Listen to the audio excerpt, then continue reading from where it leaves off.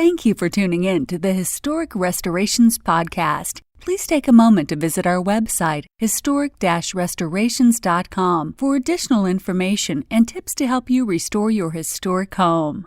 If you've not yet done so, please subscribe to us on iTunes, Stitcher, and SoundCloud. And also like us on Facebook at facebook.com/historic restorations. Welcome to the Historic Restorations Podcast, hosted by Danielle Kepperling. Historic Restorations is a family-owned business based in Lancaster, Pennsylvania, dedicated to the preservation of our built architectural history for today's use as well as future generations. Our weekly podcast provides you with expert advice specific to the unique needs of renovating a historic home, educating by sharing our From the Trenches preservation knowledge and our guests' expertise balancing modern needs while maintaining the historical significance, character, and beauty of your period home.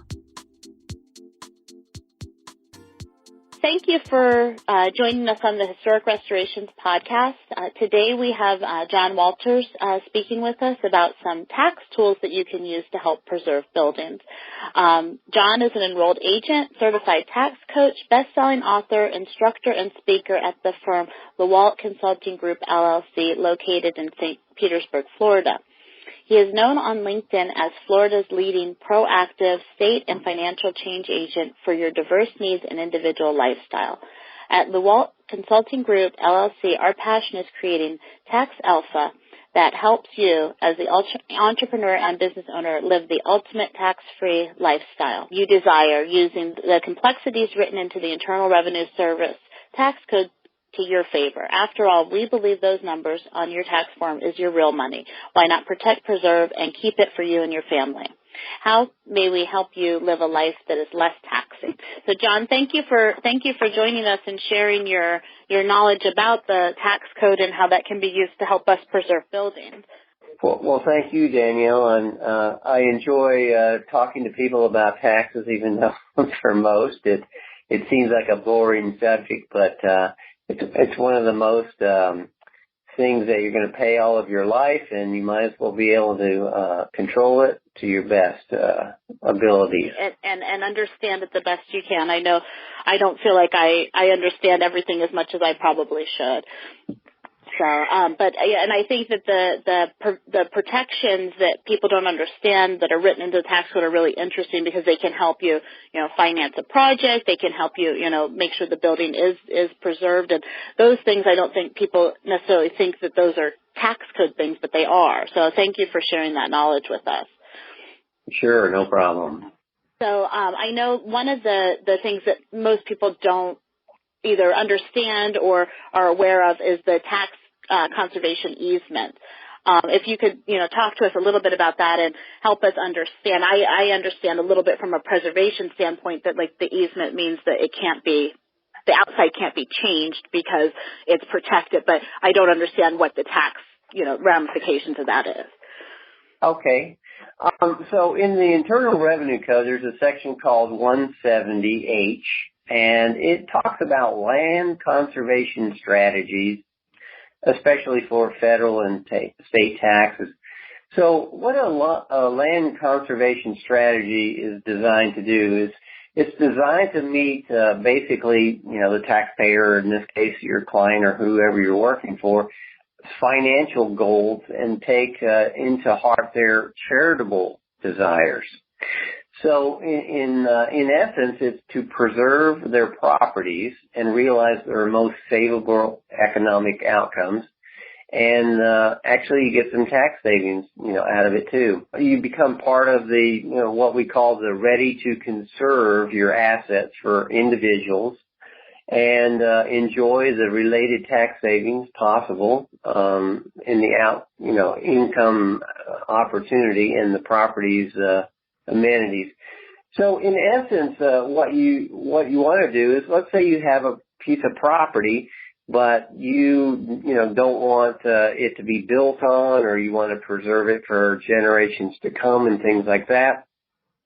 There are provisions in the tax code under the land conservation easement strategies is to actually give that land away. I mean, in essence, you're giving it away for the purposes of being able to develop it or use it for some other commercial purpose to the government, and you have official documents that tell you that you can do that. And in turn, there are charitable deductions that you can take for that conservation. And so with that, your land is preserved. Basically, you still retain rights to it, but you just can't use it for other purposes. It almost restricts you. Yeah, it restricts what you can do with it. Okay. Exactly. You have basically a deed of restriction, but that land can be used for whatever thing that you set it up for. So, for instance, let's say that you have land and you want to preserve it for hunting, okay? And you don't want anybody to build anything on it. You could have a land conservation easement for that property. It could still be used for hunting, and you can use it for that purpose. You could even build a structure on there, like a lodge or something like that, and people could use it for hunting, but they wouldn't, be able to use it for some other commercial development. Now, in turn, because So in turn, when you take that conservation easement, the government's giving you a tax deduction, and it can be up to 50% of your adjusted gross income. And let's say for every dollar, sometimes that this property is valued at, you go get it appraised and stuff. Sometimes you can get 4 to 5 times the benefit. So, in essence, what you're telling is that, well, if I built it commercially, this is what it would be valued at. So if you develop the property, that's what they use, like as your main. Okay, that makes sense. So if I was going to put a housing development on it, it would be worth X. And then, but if I say I don't want to, allow that on there, they're going to take that value of the housing development, it's appraised out, subtract it what the land is worth right now, and you get the difference in the tax credits. Okay. And then is that like an actual credit onto, or I'm trying to think about what I'm familiar with like preservation easements. You usually then donate that to a nonprofit. Is that correct? Or is the conservation a little bit different? Yeah, it's actually donated to the government per se, because it's under the tax code. Now, there's the charitable contributions fall under the federal tax code, but you can also get state tax credits too, depending on what state you're in. Right. In the property. I know. Yeah, the preservation tax credits are, very dependent on which state you're in, of how robust they are. Mm-hmm. Yeah. So exactly. So this benefits the person that's doing the easement by reducing their taxable income. Is that pretty much, is that what the goal is? You're right. You can reduce your actual tax that you would owe by between 30 and 50% of your adjusted gross income. Now, so let's say it exceeds 50% of your gross income in that particular year. Those charitable credits can be carried over for many years into the future until you can use them up. So typically if you don't have a whole lot of income in that particular year, it will just carry over and until you can use those up. So use it up. So there's not a time limit and I was thinking there's a difference, and now this is telling you what I don't understand about taxes. There's a difference between a credit and a deduction. Is that correct? So the credit is like just straight money to you. It's not like based on any kind of scale, correct? Is that right? Well, there are credits they're basically a $1 reduction in your taxes. Okay. Now in the credit world, percentage, exactly. In the credit world, though, you have two types of credits. You have what we call non-refundable, meaning that it can reduce your income to, your tax is to zero, and then after that, if you still have more credit, you can't use it anymore. You won't get additional money back. But if they're refundable, that means that you could have zero income tax that you owe, and still get a refund back from the government. Okay. Now, okay. Makes sense. now, Yeah. and with the deductions, there are a percentage depending on what your marginal tax bracket is. So, in essence, a deduction, if you're in the 25% tax bracket, then you're going to get 25% or 25 cents back on a dollar for every dollar you deduct. So. Okay. Very, very, I know I see, in this area a lot of conservation easements for like farmland. Where Exactly. families want to preserve their farms from development, but they still want to be able to use them and farm them. And the easement doesn't stop you from being able to use it how you've been using it. It's how you write the easement. Is that correct? Right. So for an example like that, in farming and ranching, Ted Turner, which we all know from, the broadcasting world and everything else, he has huge tracts of land in Wyoming and Montana that he has easements on.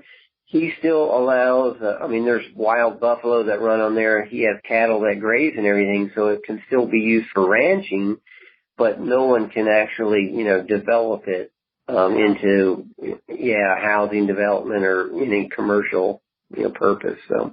Okay. Very, very interesting. Thank you. And then I know, and so then when you go to do the charitable deduction, then they figure out what the amount would be if you developed it, and then they give you, is it the difference? Is that pretty much what your credit is? Yeah, so for instance, if let's say it would be appraised at $1 million if it was fully developed, but right now in your hands, ownership, it was worth really only $100,000 per se in the undeveloped land and everything else. Right. So in fact, you could probably get a deduction for the $900,000 difference there.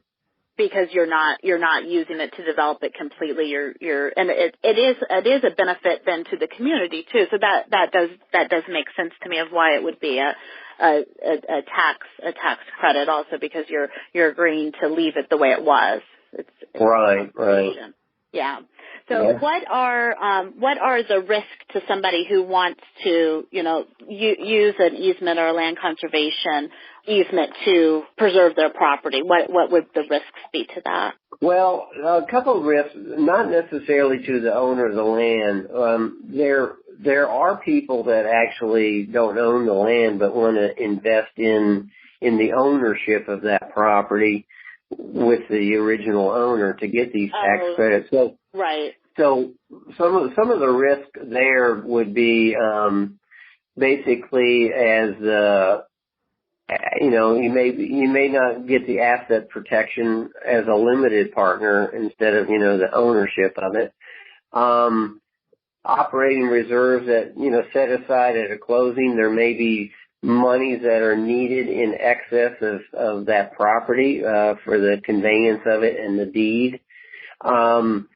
Could be additional capital calls if other risks, or not risks, but unknowns are known about the property. Maybe there was some encumbrances on the property that you didn't know about and stuff, and so money would have to become available to take those encumbrances away, so that deed could be unrestricted.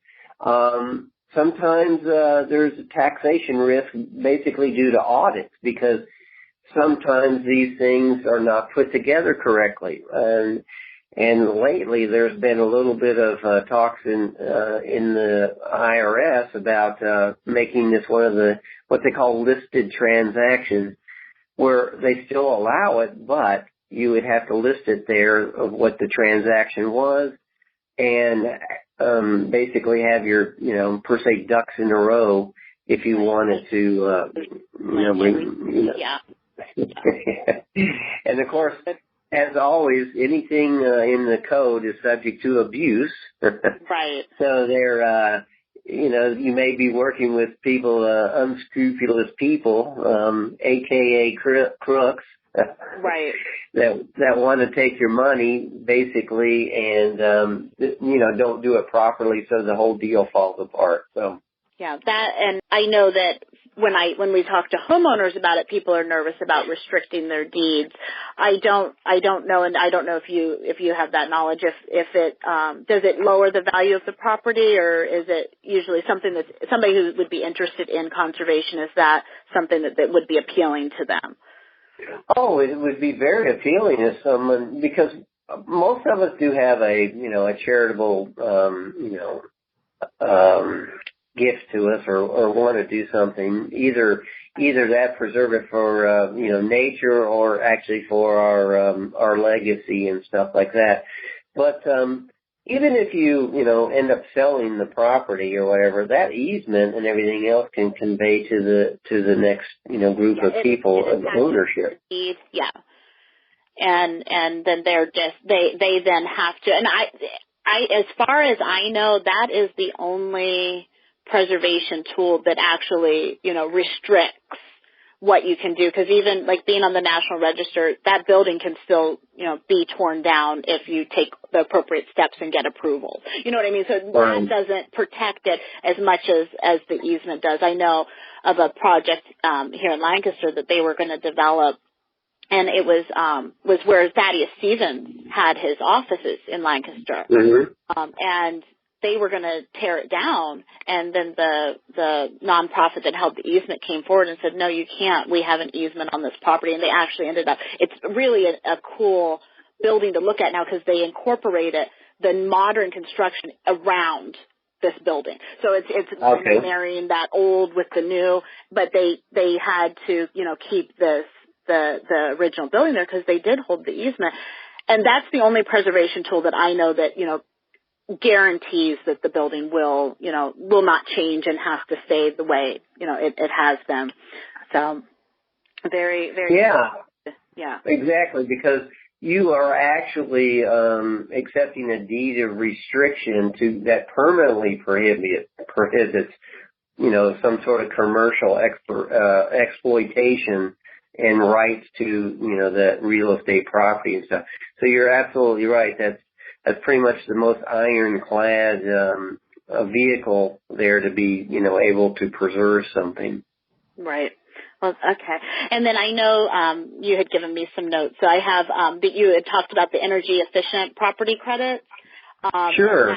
That those are being extended, which is kind of exciting for people who are wanting to, maybe put some green energy to use in their homes. Yeah. So the wind and solar credits have actually been extended to 2024 because our government sees the value of doing that and making us less reliant, basically, on fuels like oil and gas and things like that. So the interesting thing is, for these types of credits, you can qualify up to 30% of the eligible cost, which, in fact, I just did one for a client this tax season. They invested in a solar roof. They spent $52,000 on the roof. They ended up getting a $17,000 tax credit back.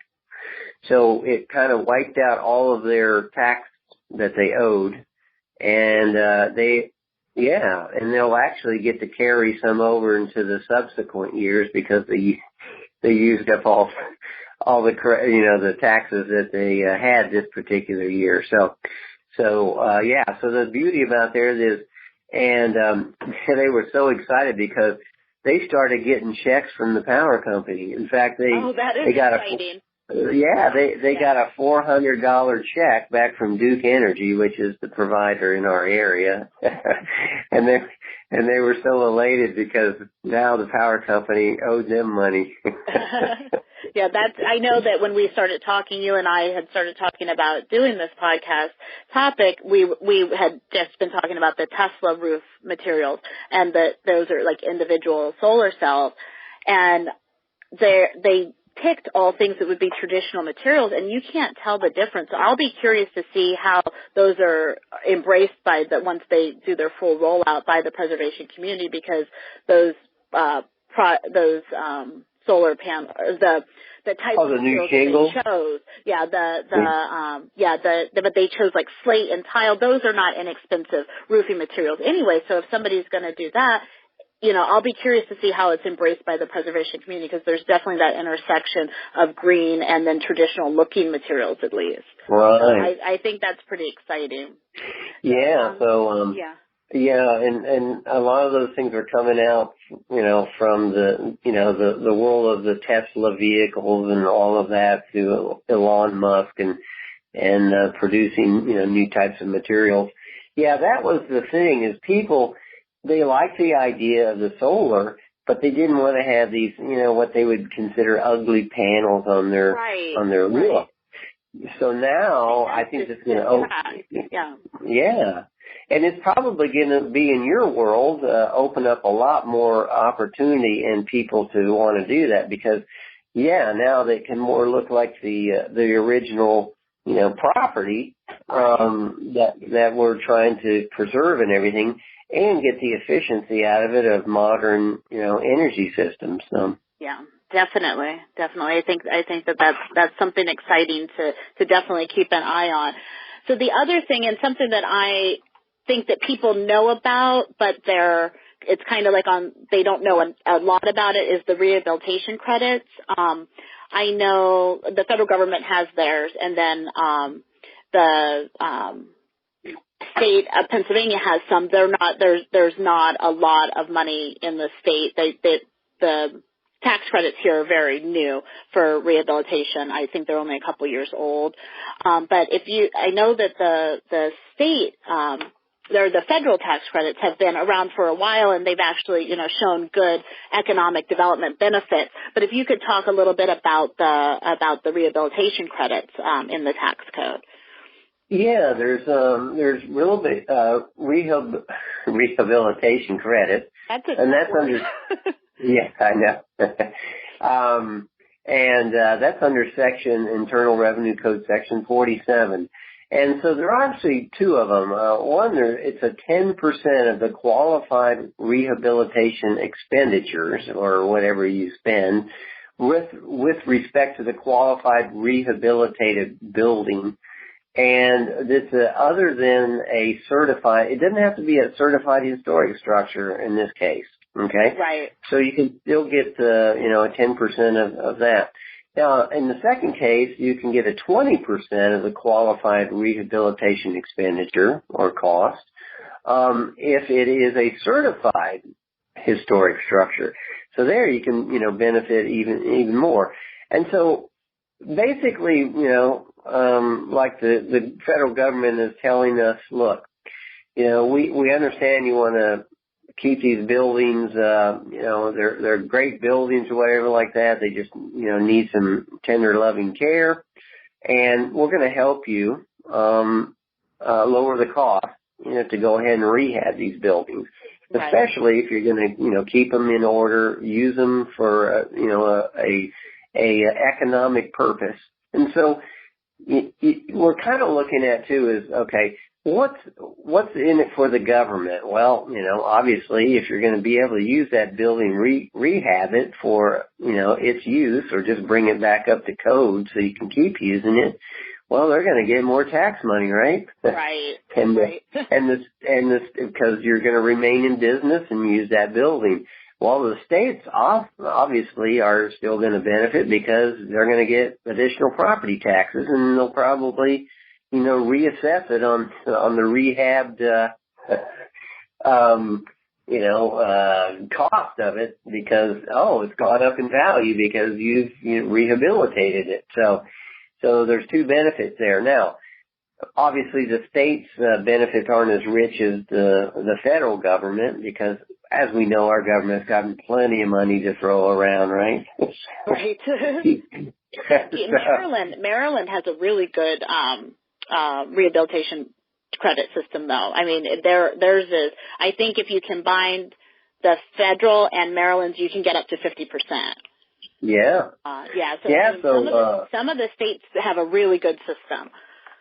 I think it's great. And, And so basically, it's something to take into benefit there if you have a building that you know, would meet those criteria. And there again, you might get a little bit less if it's not a historic building, but still, it might be in your benefit to do it. Now, like everything, that we do in the tax code, there's good and bad things. Well, the good thing is, yes, you could get some assistance there for doing it. The bad thing is you might have to jump over some hurdles, you know, for paperwork and this and that, everything else. But I've found that, you know, once you do it, it's well worth it. So. Yeah, I agree. Yeah, it is a process to get through that, because at first you have to be approved by the state historic preservation office, and then you go. They actually, once they have everything that they need, then they forward it on to the National Park Service for review. But typically, you know, it is a lot of paperwork, but most people, you know, can get through it. It's just, you know, having to stay on top of it. I do know that I know one thing that is, and you know, the tax benefits. One thing that's kind of frustrating to homeowners is that this is mostly it is just for income producing property. So it is either going to be a business or a bed and breakfast or rental unit, something like that. One other thing that I learned that's very interesting is the tax credits on your passive income. Well, most people don't have a lot of passive income. So I sat through a presentation. I'm like, oh, that makes so much sense. The banks are willing to buy the tax credits from you because they have passive income, and then they can use, so the credits are transferable. And when I heard that, I was like, oh my goodness, I never even would have thought to like shop my tax credits to anybody, but there are people who do it. So that's an interesting point that you bring up. Is like, you know, a lot of people say, well, if I can't use them, I lose them. No, they actually have benefit, and people are willing to use them. The other thing, too, is, you know, you've heard of those called carbon tax credits, you know, for pollution and everything else. Well, let's say you have a business and you get X amount of tax credits, but your business is pretty efficient, non-polluting and everything else, and you get these credits, but you don't use them all the way over like that. Well, there's certain other businesses that are more polluting and you know, they need more credits than they actually get, you know, from whatever they're producing. Right. And so they'll buy those credits from you, and, you know, that helps them out too. So there is a market for that. Yes, yeah. I would never have even thought that until I was sitting in that presentation. I'm like, that makes so much sense, because most people, even if they're high income people, don't have a lot of passive income, but banks do. So I thought that was really, really an interesting thing that I learned. And the thing with most people don't understand is you have to match up the types of income and losses to be able to take them. So for what you're just saying there, if you have passive income, you have to have passive losses to match up against them. You can't take, you know, income that you earn from your job and actually offset passive income or investment income in there. So that's the key. What we try to do there is, if we do have a client that does have lots of passive losses, we try to find some passive income. We call it a pig pal strategy. Passive activity losses matched up with passive income generators. So. Okay, very cool. Yeah. You understand how to maximize these strategies, and I thank you for sharing your knowledge with me and our listeners. Could you tell me, did you have anything else you wanted to share, or anything that we didn't cover that you wanted to? Well, I think that's, you know, pretty good. You know, okay, very good. There's so much embedded in there that So. Yeah, and I'll definitely, the tax codes or sections that you referenced on the website resource section, I will definitely put those there so people can go in and read them. And your information will definitely be on the website too, but how can our audience get a hold of you if they have specific questions or they want to use your expertise to help preserve their buildings? Well, they can actually call my office if they want, and my phone number is directly is 727-388-9024. And if by chance, somebody doesn't answer the phone, leave a message and we get back to you within a short amount of time. You can also go to my website. That's www.LeWaltConsultingGroupe.com and leave a message there, or we have lots of information on the website that you can contact us or find out some other information about the different tax codes. I think you'll probably put our website on your. I will. Yeah, I'll put that. I'll definitely make sure that gets put on the website too. So we'll have links, and I'll have the additional information and anything else that we think that would be good resources for all of our listeners. Thank you so much for joining us today. Okay. Well, it was a pleasure talking here. And one last thing, with the broadness of the tax code, people think, it's just in general, whatever. There's really something for everybody in there. We just have to sometimes dig deep for you. If you employ certain people, there's tax credits for employing certain groups of people. Right. We had just learned that we could get a Made in America tax credit because we manufacture. I never even thought about what we do as manufacturing, but it is. So there's always something in there that you might not think would apply to you. So so every individual situation is different. So don't think that there's nothing in there for you. There may be, depending on what you want to do. Hey, it's worth a phone call or a short, email conversation, and, we can see what we can do for you. So. Okay, very good. Thank you so much again. Thanks for listening to the Historic Restorations Podcast. The resources discussed during this episode are on our website at historic-restorations.com/podcast. If you received value from this episode and know someone else that would get value from it as well, please share it with them.